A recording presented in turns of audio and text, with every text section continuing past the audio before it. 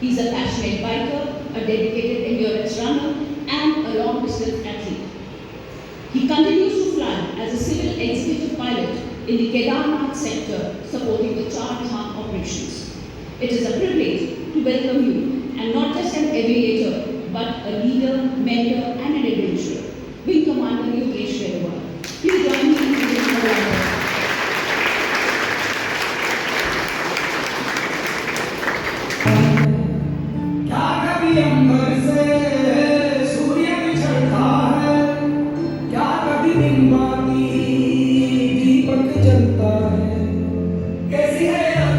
and with your hard work and dedication, there is no target that you cannot achieve.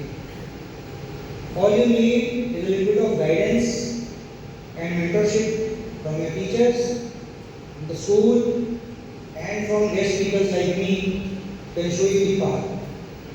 So today morning, I will guide and advise you for the avenues of joining the Indian Air Force and also the civil aviation sector in our country, which is a booming sector now. We also have advanced light helicopter group, which also does the display. We are one of the very few nations in the world with a helicopter aerobatic display team. Now we have electronic warfare aircraft because, as you are aware, the warfare is changing very rapidly and going into the electromagnetic spectrum. What if we want to become a defense lawyer?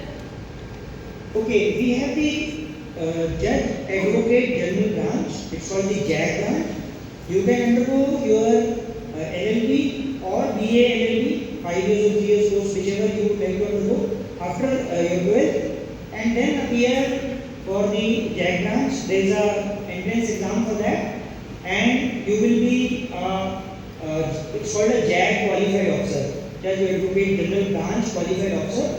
You will be fighting the cases for the services for any case which is put up against you.